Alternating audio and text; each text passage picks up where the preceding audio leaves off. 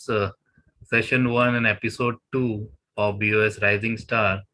And today is the Arthroscopy session, and we have with us two candidates, and Dhar sir and Neeraj Bijlani, and the three judges. I'll hand it over to Dhar sir to introduce the judges for tonight. Over to you, sir. Hi, good evening, everyone. Welcome back to our episode 2. This session is about arthroscopy, and we have two candidates, Dr. Rohit Sane and Dr. Aashiket Sable, who will be fighting it out today.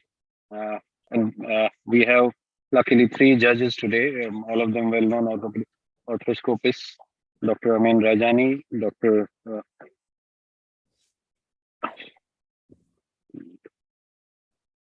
Abhishek Nerurkar and Dr. Mehir Patel. All of them are well-known arthroscopists who will be helping us out today in judging these candidates. As probably most of you know, the scheme is the same. They will have 8 minutes presentation, then 2 minutes question answers, and they will be answering judges.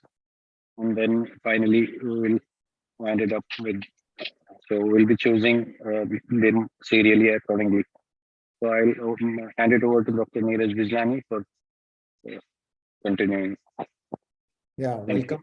Welcome everyone. We thank the judges, Dr. Amin Rajani, Dr. Mehir Patel, and Dr. Abhishek Nerurkar, who are very good friends.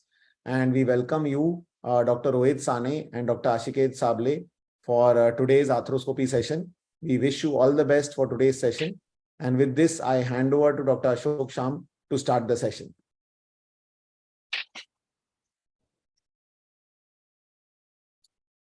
Sorry. Thank you, sir, and thank you, Neeraj.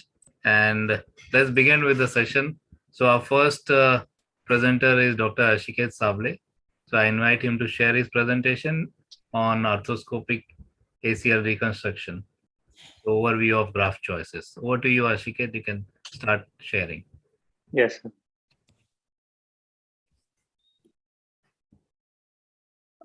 Is it visible? Yes, you're visible and it is audible. Go ahead. Can I start, sir? Yes. Start. Yeah, please. A very good evening to one and all present here. First of all, I would like to thank the organizing committee for giving me an opportunity to present in this prestigious competition. My name is Dr. Aashiket Sable, and the topic I'll be speaking on today is ACL reconstruction and overview of graft choices. Before digging into the topic, let me give you a little bit of a history. The ACL has a long history. It was discovered in around 370 BC, the nature of ACL by Galen, and then it has gone through a lot of developments. The ACL repair era started in the early 1900s, and after that we had the ACL reconstruction era in the 1930s to the 1950s. It underwent a lot of changes, a lot of modifications, until finally in 1980, David Dandy performed the first arthroscopic ACL reconstruction at England. And after that, in the early 2000s, more focus was laid on the anatomical footprints and single and double bundle reconstruction, major contributions by Dr. Freddie Frew and Dr. Werner Muller. Now, the basic goal of an ACL reconstruction, as we all know, is to restore the anterior-posterior and rotatory knee stability. But the major post-operative complication is a graft rupture. These graft ruptures happen quite frequently, and which lead to revision surgeries. The revision surgery rates, according to a recent study, being 2 to 8% worldwide. But in pivoting athletes like footballers, the surgery rate goes to around a massive 42%.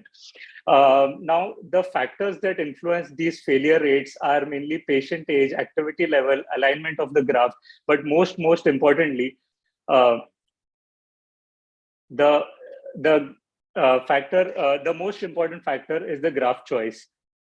For this presentation, I have reviewed a lot of meta-analysis, comparative trials, systematic reviews from PubMed, Google Scholar. All sources were published within the past 10 years, and studies with high citation index were chosen.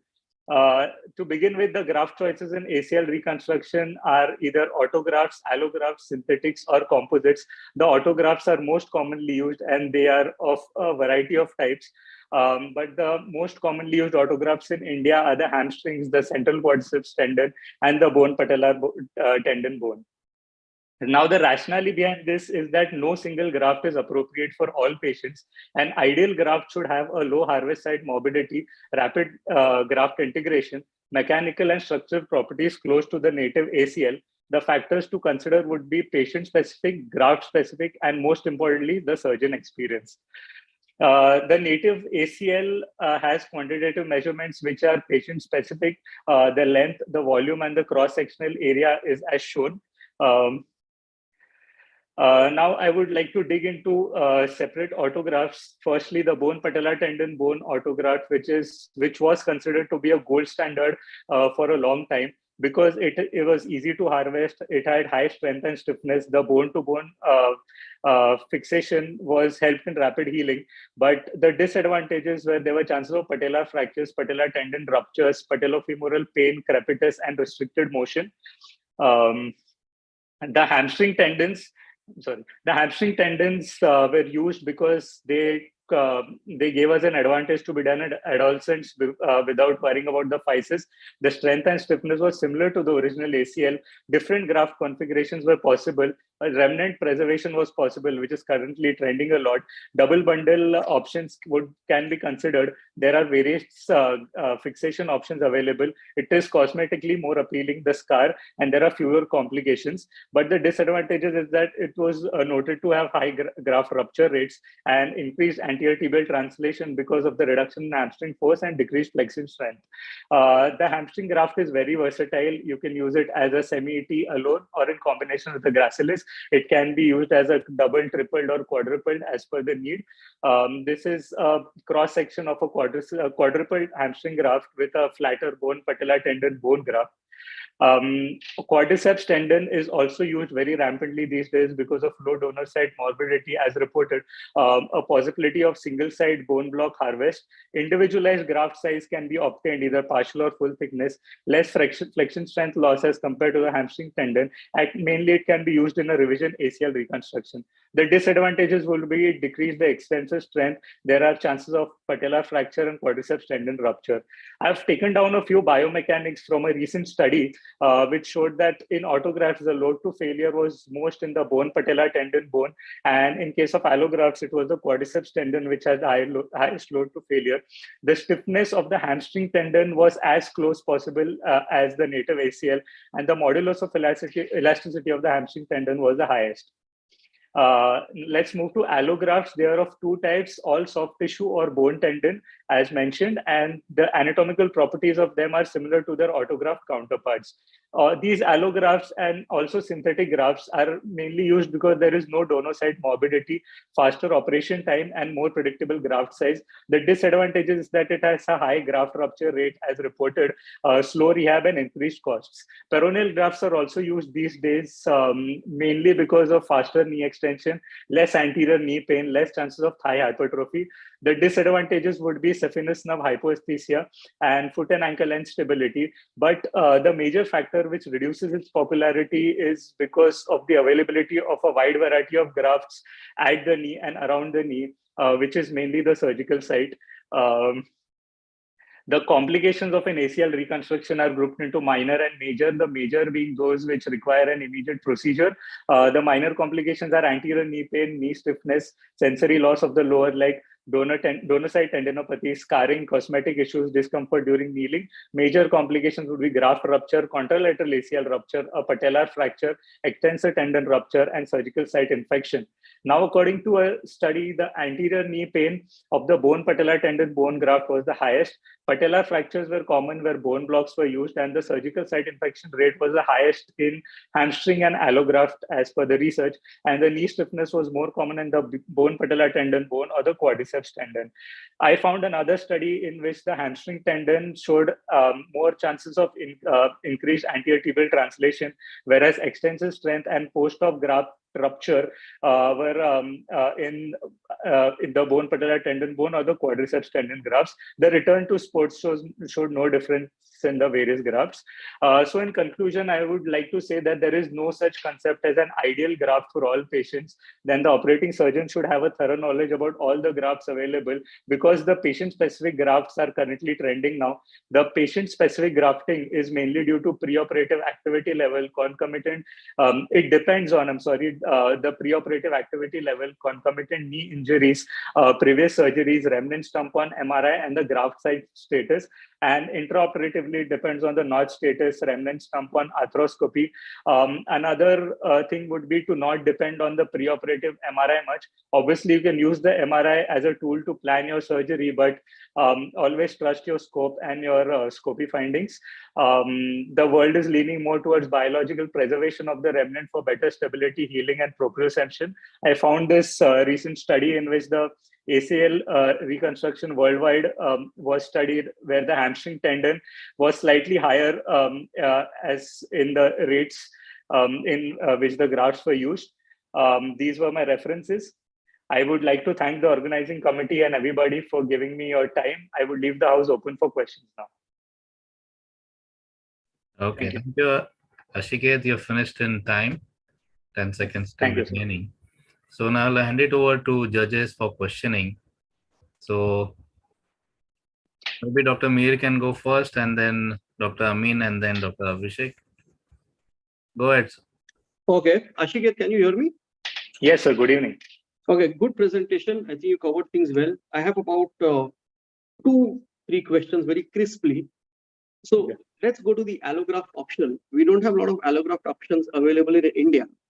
Yes, sir. But they are now being available in some of the cities. And it will definitely be a good option to fall back on. However, we have seen that whenever we start using some new technique, new technology, we are faced with problems. One of the complications with allograft, you said, is they fail more often than autograft. So could you let us know why they fail? So that it was, I found it in a study, sir, because they'd studied around 50 to 60 allografts as compared to an autograft. It was a recent article in 2023, which was not from India. So as per that, they found out that autografts were comparatively more stable than the allografts, and there was no specific reason for that. So it was just their observation.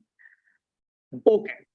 Yes. Fine. The reason I asked is we need to know, for all the audiences and newer surgeons coming up, that before taking up a new source of technique or a graft, we need to know the advantage, disadvantage. Anyhow, coming to the second question, with respect to the peroneus longus graft, it is now emerging as a very new graft option, specifically in revision cases. But there's a lot of controversy about harvesting the peroneus longus graft and causing ankle instability, because the foot ankle surgeons will be completely against it. Wherein a lot of literature in our arthroscopy knee literature doesn't consent to that, the instability. So could you just tell us what would be the probable incidence of instability of patients from whom a P. longus graft has been harvested?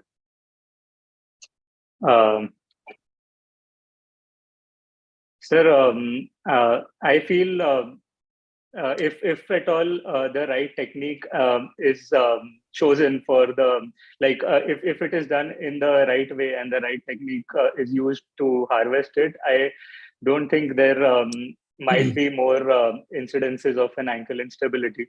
But sir, as much as I've seen, I've only seen grafts around the knee. So I personally don't have much experience about the peroneal tendons. So, okay. And in your conclusion, you said that with all these options, our surgeons need to be aware of all the techniques. So we need to go for patient-specific grafts or sport-specific grafts. So let's say I'm treating a footballer. So what would be your graft of choice in a footballer? Primary ACL tear. So for primary ACL tear in a footballer, in the institute where I'm trained in, sir, we go for a central quadriceps tendon, which would give us a thicker, around 9.5-10 graft, which would help help him in his pivoting activities and all that. And it would be a stronger, sturdier graft for the footballer, sir, as per. And coming to cricket, Yes, an sir. ACL tear in a bowler, what would be a graft of choice? An ACL tear in a batsman, what would be a graft of choice? Sir, I would go for a central quadriceps tendon, nevertheless, for a sports person, because they are sports people. They go through a lot of training and a lot of twisting, turning, pivoting activities. So even if he's a batsman, I would prefer a central quadriceps tendon, sir. For him. Okay, great. Yes. Thanks so much. Thank you so much, sir. Thank you. So over to Amin, sir, for his questions. Aashiket, I'm going to ask you, can you hear me? Yes, Yes, sir. we can. Good evening, sir. I'm going to ask you a very simple and basic question, although you've covered all the points regarding ACL reconstruction grafts. This question is for the benefit of the audience. So if you can answer this quickly. You mentioned about hamstrings, double bundle, quadruple, or using the semi-T as well as the gracilis. Now, when do Yes, you sir. decide whether you want to use the semi-T and the gracilis, whether you quadruple the semi-T, or whether you do a double of semi-Ts, a double of gracilis, or you do a quadruple of semi-T, double of gracilis, or a quadruple of semi-T and triple of gracilis? When do you decide that? How do you decide that? Sir, I would decide it on table when I'm visualizing the joint through the arthroscope. The major factors which I would consider would be the notch status, how much is the notch, and the remnant remaining. Because from where I'm trained, sir, we go for a remnant preserving technique. We don't take off the remnant. So if at all there is a good amount of remnant remaining, or if there is just a femoral detachment of the ACL or something like that, we would try to augment it with a comparatively around 8.5 graft. But if at all it is a completely ACL deficient knee, I would obviously go for a thicker graft, sir, which would be quadruple. So do you measure the footprint, the femoral footprint and the tibial footprint before taking out your graft? Not the footprint, sir. Basically, only the notch and the size of the remnant, sir. If at all we choose a thicker graft in someone who is ACL deficient, and whose notch is comparatively smaller, we might benefit from a notchplasty or something. But that would be the rationale, sir, especially depending on the remnant size, sir. Okay, so you also mentioned about the femoral detachment of the ACL with a intact remaining cruciate. You have any experience as far as repair of ACL tears are concerned? Not till now, sir. Okay. Thank you very much. Yeah. Thank you so much. Thank you, sir. Okay, Abhishek. Yeah. Can you hear Question me? from you? Yeah, we sir. can hear you. Good evening, sir. Hi, good evening. So, always we talk about anatomy and ACL being a flat structure, and there has been a double bundle concept. So there are multiple concepts that have been there since last 15-20 years. And when you are selecting the graft, you basically want to replicate the anatomy. So Yes. any specific measures that you take, or any broad way of thinking that our viewers can understand how to use our graphs to get the anatomy right? To get the anatomy right. Okay, sir, first of all, my first and foremost point would be to trust the remnant. If at all there is no remnant, for the femur, I would use the landmark as it would be just behind posterior to the residence ridge. There is paper which had come out in the last 2 years by Dr. Anand Joshi, where he had introduced a J arch. So it was actually just behind the residence ridge. So the femoral anatomy for the footprint would be just behind the residence ridge, and for the tibia, it would be just behind the posterior border of the anterior horn of the lateral meniscus. So since you're talking so much about remnant preservation, are there any challenges or any problems that are associated with remnant preservation, and how will you deal with that?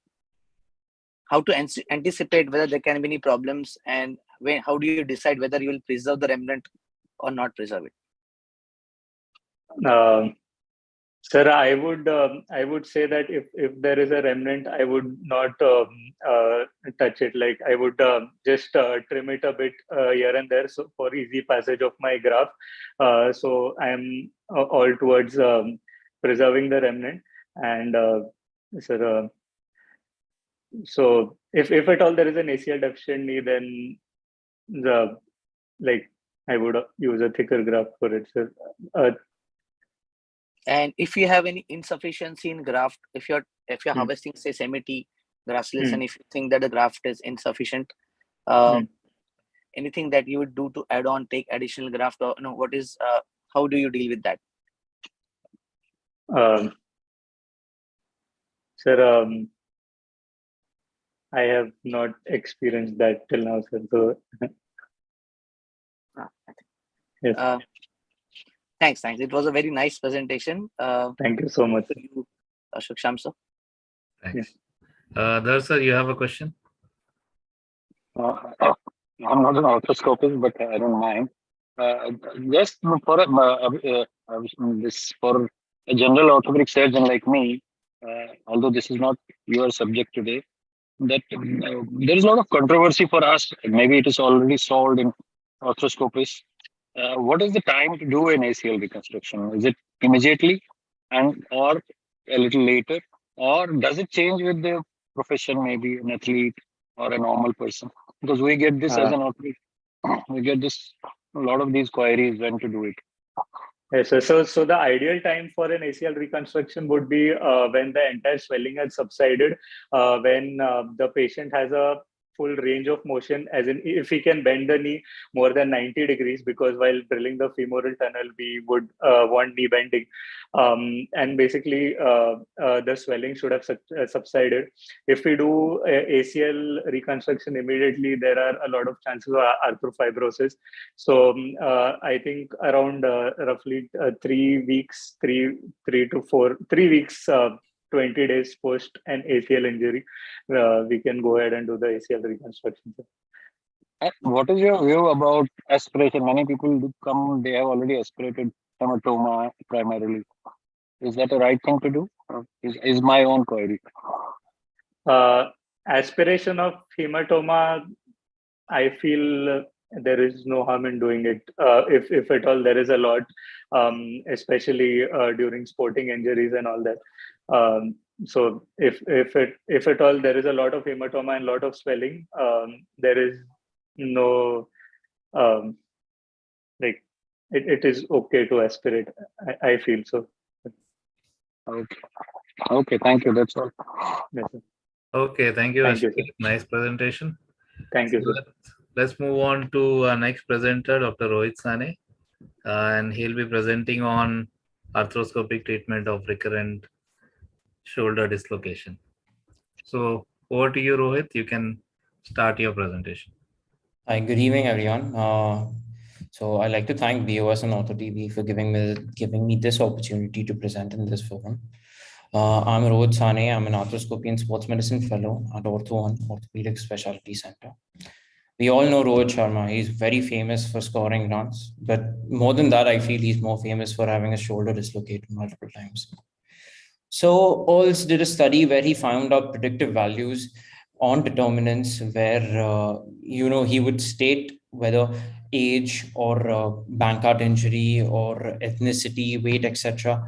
would cause a chance for a redislocation. So he found out that lower the age promoted or predisposed to a chance of higher redislocations in the future. Stanmore classified further the anterior stability into traumatic structural, having high velocity injuries, polar 2, that is atraumatic and structural, low velocity, and polar 3 being non-structural, that's your habitual dislocators. Along with the anterior instability, you also have associated lesions like the ALPSA, the Hagel, or the Perthes lesion. Vo and Longo did a study in 847 shoulders where they found out the incidence rate of around 4.6% per 100,000 per year. They stated that around 9% of these were mostly because of bony abnormalities. and out of which glenoidal dysplasia was one of the major factors, which then Walsh classified properly later. Best did a review on multi-directional instability on the shoulders and the treatment options, where he found out that repetitive microtrauma predisposed to MDIs more than macrotrauma, and this could be with or without laxity. But he also found out there was a redundancy in the inferior capsule, and also because lack of dynamic and static factors. So recurrent shoulder dislocation, deteriorating daily living is a multimodal pathology having many treatments listed for it. Since many factors play a role in the stability of this joint, it is important that newer and updated treatment modalities are preferred over older ones. Thinking this in mind, I decided to look into arthroscopic surgeries and post-op care for recurrent shoulder dislocations. So I divided recurrent shoulder dislocations into anterior, posterior, and multidirectional, then further subdivided them into surgical techniques and post-operative care, and punched in the mesh words in respective databases like PubMed, JES, ANA, and found out reference lists. Then edited this reference list to review optimum and appropriate review RCTs, review articles, case controls, etc. Guiti did a study on Bankart repair, where he studied 29 shoulders for a follow-up of 6.7 years.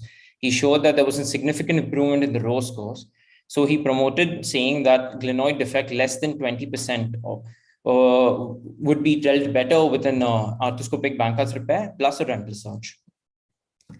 Hurley did a study in 740 patients where he compared arthroscopic Bankart's plus remplissage and arthroscopic Bankart's alone or Latage. He found that there was no significant difference in the recurrence rate between remplissage and the Latage one, but the morbidity in the Latage was way higher and the complications was way higher. So he stated that an arthroscopic repair of Bankart's plus a remplissage would be a better option than doing Latage for less than 20% bone loss. Eduardo did a study on Latage where he studied 41 shoulders for 2 years and found safe and effective procedure for recurrent shoulder dislocation. He too had improvement in significant row scores. Castricini did a study in 44 shoulders for the mean follow-up of 30 months. He had an improvement, significant improvement in the row scores and the UCLA scores. He did a study on arthro-Latage. Takashi did a study where he compared open arthroscopic Bankarts with open Bristow procedure, and he studied 149 shoulders with a minimum of 2 years follow-up. He had an improvement of row scores, and the clinical outcomes were not significantly different from defects of glenoid less than 10 and more than 10%. Lin did a modification of the Bristow procedure where he dug a 5 to 10 mm burrow in the anterior neck of the glenoid and put the coracoid inside horizontally. And he stated that this promoted better unions than the Bristow procedure, which failed up to 9.1%. More RCTs are required on this. Gregorius Armidis did a study on the Eden-Hebene procedure on 28 patients, where the median bone loss was around 12.4%. This was a case control series with a follow-up of 3 years. He had a significant improvement in the row scores. Azevedo did a study on the DAS procedure in 15 patients with a 1-year follow-up. Her study was limited to patients having subcritical bone loss. There she found significant improvement in row scores again and recommended this procedure for instability of less than 20% bone loss. Labette did a study on Trillat procedure on 18 patients with a mean follow-up of 25 months. He too had an improvement in row scores. This Trillat procedure is a simple reproductive procedure as an alternative to the Latage, which has a higher learning curve than the Trillat procedure. Guzman and Sanchez did a study on the postcapsular raphe and the labral repair respectively, where they stated that a complete capsular covering and a bumper effect by the labrum promoted and prevented the posterior instability. They had significant outcomes in their row studies values as well.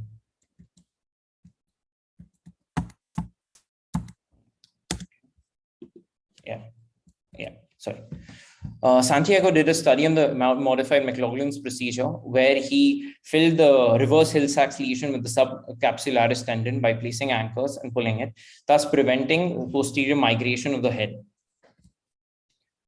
Sardar reviewed a study on 356 shoulders with excessive glenoid retroversion, where he studied osteotomies of the glenoid, and stated that an appropriate treatment for posterior shoulder instability would be to do a glenoid osteotomy in cases where retroversion was more than 10 degrees.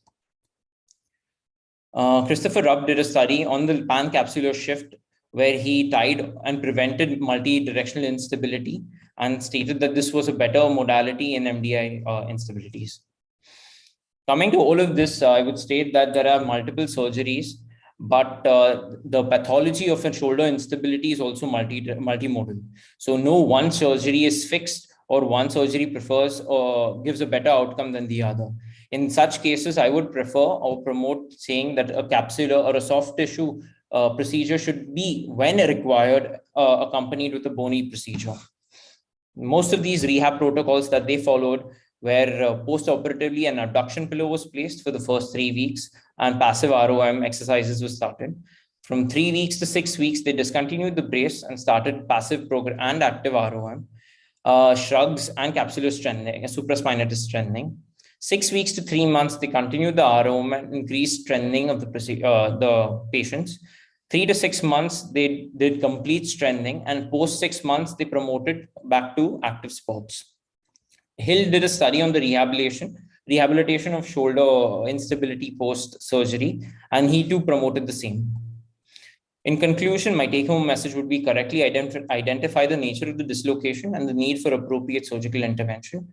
No one surgery can provide a guaranteed and a fixed outcome. Newer surgical techniques have a longer learning curve. When required, always complement a soft tissue procedure with a bony procedure. These are my references. Thank you. Okay, thanks, Rohit. You finished on time again. So let's begin with judges' questions. Yes, sir. Just a minute. Okay. Yeah, Amir sir, you can go first, and then again, Amin sir and Abhishek. Rohit, Yes, good sir. presentation. You covered most of the procedures, but I think you need to put light on the specific indications. Okay. So, as per your literature research that you have done, Yes, sir. what would be the indication for a only soft tissue repair for an anterior recurrent instability in today's era? Yes, sir. So for the glenoid bone loss to be less than 13%, for less than a subcritical, I would go in for only a soft tissue procedure. So would you look only at the glenoid bone loss, or would you be looking as a possible? No, the head also, so the overall, the on-track, off-track lesions, the engaging, non-engaging lesions, as well as the glenoid bone loss. So your cutoff point as per your literature review is 13%. Yes, sir. Okay, what would be your indication for a bony augmentation procedure? So would be a coracoid or adenohabonate, whatever, a bony augmentation procedure. So the studies that I've gone through, they promote anything more than subcritical or a subcritical bone loss, more than 13%, to have an added advantage of a bony procedure that would stabilize it. But again, when you look into the broad aspect of it, something more than 20%, I would say, or 25%, I would say, a bony procedure is a must. So now my question comes to you. Yes, sir. What happens to bony losses between 13 and 20%? How do you go about managing these patients? So you look into the factors that the patient comes with, his occupation, how many dislocations he's had in the past, with what type of activity he dislocates, history of seizures, etc., etc. And according to that, you have to tailor a specific treatment for that particular patient. So. Okay, so do you feel in today's era there is a role for a pure Bankers repair? Yes, sir. When it's very, like I said, when it's less than 13% or 10%, I would promote a Bankers repair, sir. Okay. Now coming to posterior instability. Yes, sir. We know that posterior instability basically falls into two groups. One is a single episode macro trauma. Yes, sir. And one is a repetitive micro trauma. But when the patient comes to us, typically, patients are coming in impact sports. Okay, MMA, martial arts, boxers, right. Typical bench press kind of injury. The MRI shows a posterior labral tear. how would you go about offering treatment vis-a-vis conservative versus operative in these patients? So Posterior instability. yes, a posterior instability, again, I would look into the version of the glenoid as well, because one of the major factors for promoting posterior instability would be a glenoid version and the dysplasia of the glenoid. Along with that, like you said, so the posterior capsule, the posterior labrum is also torn. So I would do an MRI and a CT scan and assess the version and the labrum, and then take a call on that. Okay, and then coming to MDI. Yes, sir. When would you offer a surgical intervention to a patient with MDI? So when he's tried all physiotherapeutic procedures and he's not improving with any, and there's a lot of associated bone loss also happening with that, and he's finding day-to-day activities to be difficult then. Okay, thanks so much. Yeah. Thank you, sir. Thank you, sir. Amin, sir, your questions? Hi, Rohit. Hi. Nice presentation. Thank you, sir. Too much of literature. Literature is good, but literature can go whichever way you want to take it to. I'm going to be asking you two practical questions. Yes, sir. The first practical question is a 33-year-old male comes with an episode of dislocation, first time dislocator. Yes, sir. Anterior labral tear, anterior inferior labral tear, no bone loss, no glenoid bone loss, no heel sacks. What is your plan of action? So the first, I would do an MRI, find out this out, like you said. After that, so I would promote a single simple Bankart's repair. You would go ahead and straight away repair the Bankart in a 33-year-old patient. You would not give a conservative trial at all. No, sir, because if he's 33, so he's going to be into active sports, or he's going to do something actively, like even lifting your children or walking or holding something. There tends to be a chance or a predisposition for further recurrences of dislocations. So I would try to treat it before. What does the literature say about this? So the age specific, if it's less than 20, higher chances, but as the age progresses, it decreases. So 20 to 30 or 33, I would say is there still, but not completely not there. Okay. My second question is, you're doing an anterior labral repair. Yes, sir. You encounter a posterior superior labral tear. Are you going to repair it? No, sir. Why? Because posterior superior labral tears are never detected. Slap lesions are always not detected on MRI. They are arthroscopic findings and clinical findings, of course. Right, sir. So you're just going to leave the posterior superior labral tear. Yeah, because the patient complained with, came with the complaints of having an anterior labral issue more than a posterior labral issue, sir. So I would like to try for a conservative trial for the posterior. But you're doing a labral repair. I mean, you're inside the joint. Yes, sir, but then I'll need to change everything for that, the posterior one, sir. Okay. All right. Thank you. Thank you, sir. Thanks. Abhishek, go ahead. Yeah. Can you hear me? Yes, we can hear you. Yes. So the presentation was very nice, but there was a lot of literature, and I couldn't get any conclusions out of it. There were a lot of questions that remain to be answered. Yes, sir. Let me continue with what Dr. Mihir was asking.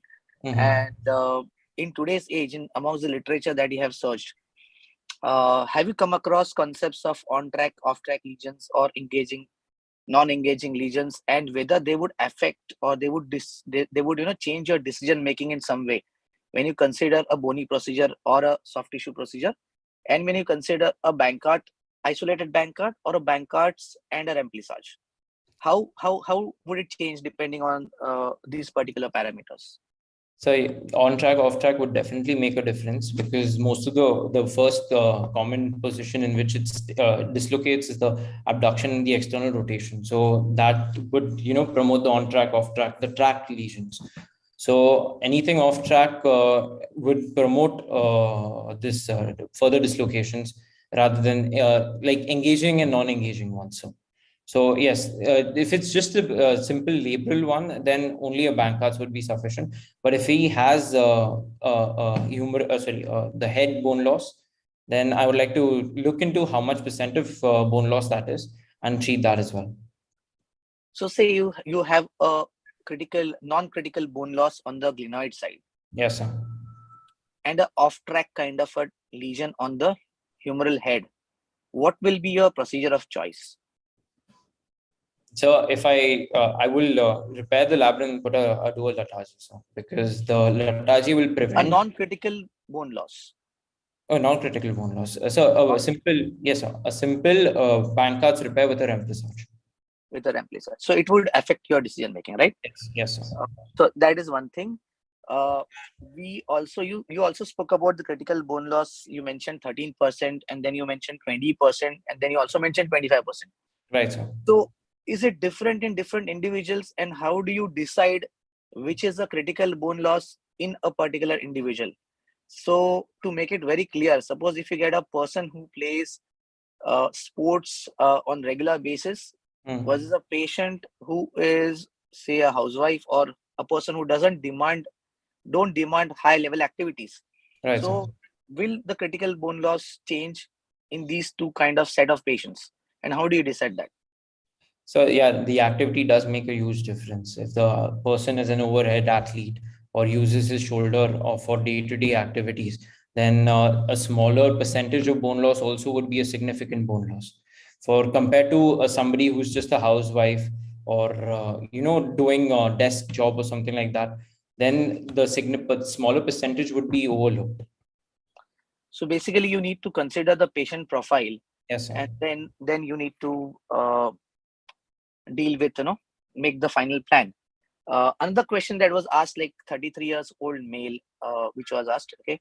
And now if you are treating that patient with a first time dislocator with a surgery. Yes, sir. If the patient goes to some other surgeon and if there is any counter opinion, will you be able to justify yourself? Do you think the literature is going to support you to say that you should operate in the first instance? So I would counsel the patient prior to touching the patient. I would tell him why I'm doing the surgery.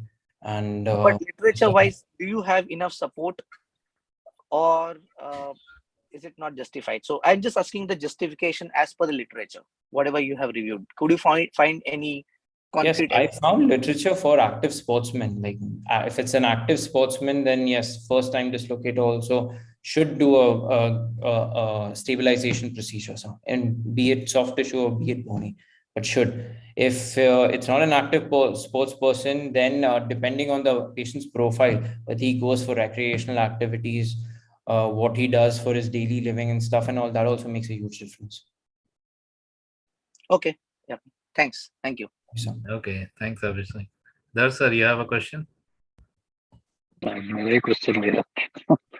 So anyway, I'll again ask a very simple question, probably for my own knowledge. So Rohit, first time dislocator means he has come to you. When would you subject him to specialized imaging, all those array of X-rays, MRI scans, and what would be the imaging you would? So and the reviews that I've seen, people have become a little more aggressive in treating. So the moment you reduce the shoulder, you immobilize it and you would get an MRI done. So that will help. Basically, it'll pick up the lesions faster, better, and you'll come to know what the patient needs. So does the primary trauma cause any distractions for us? Like it's too early or too late? What is too early and what is too late? No, sir. So now what happens is there are two schools of thought. There are surgeons who want to go in early, be it for even investigations.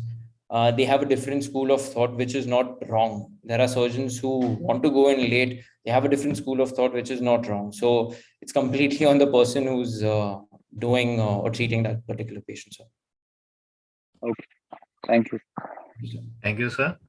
And since we are doing this rising star for the first time in BOS, and we have this concept by Dhar sir and everybody, and we have the judges here, I like judges' viewpoints or their comments and suggestions about encouraging the young surgeons and also about the program. So starting with Dr. Mihir, if you can have your comments. Go ahead. Yeah, good evening, Ashok, good evening, Neeraj, and good evening, sir, Dr. Dhar, sir. I think a fantastic initiative, very unique, I think the topic given is very apt, very, which something which even the general orthopedic surgeon can connect, as Dhar Sahab said, that, first-time dislocators do come to, non-arthroscopy surgeons as well. And a lot of patients coming with ACL tears do ask, where would you take grafts out from? So I think this concept is fantastic. We have specialists today in Mumbai who could judge these things very well. One thing I would like to add is we can ask the participants to give a very thorough conclusion slide. So all of them have, done a very good research study. Like the second speaker today, gave us the entire protocol, how he followed, he selected so many articles through all these different engines. And then he came down, he used these conditions, these criteria to cut down on the article. And then he did a review. But in the end, what a general orthopedic surgeon or as a viewer reading this article or seeing this presentation needs is the last two conclusion slides. So what is the conclusion and what he interprets from that? So I feel as a PG and a UG teacher today is I would ask a student to do a research study, but then I need to know what he has learned from it and what he concludes, and that is what he's going to present to us. So the review was fantastic. My questions were directed that way. I don't know whether the two students who were presented today are actually listening to what I am saying, but what is important is the conclusion slide is what they have learned from this exercise, and then that has to be put us to us. And that is what then we need to put to test by asking questions. Otherwise, this is a fantastic idea. Absolutely. Thanks, Dr. Mir. Amin, sir, your comments. Ashok, excellent initiative. I think we need to encourage the youngsters in this field to make more presentations. And both the presentations were very, very good, as everybody has commented. I'd just like to highlight that when I make presentations, or many of the other faculties, we make presentations, we make it a point to make sure that we pass on the knowledge what we have, and the slides have to be a little more practical oriented.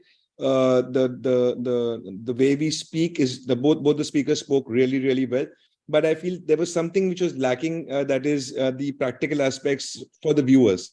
So when somebody is listening to he has to have a connect. And that was something which was missing in both the speakers. Otherwise, the presentations were really good. But this is an excellent initiative. I think we should do more and more subspecialty, rising stars. And I think it will be a total hit for BOS. Thank you, Amin, sir. Abhishek, your comments? Yeah. First of all, I thank BOS and all the organizing people to call me for this thing. And I'm very happy to see how the things have been presented. BOS has always been, very innovative, and every year we come up with new and better things. And this actually gives the youngsters the opportunity to think, to make presentations, to present in, and train them in presentations basically. And I think it's a fantastic initiative. We should do more and more of these things. Again, it's been mentioned, but I would suggest that there should be something at the end. There should be a take home. So every slide must have a message that you can take along with it. Literature is fine, but what we get to, how we can change our practice from this particular literature or the slides that we are seeing, how we can do those minor changes and improve the patient outcomes is what is more important.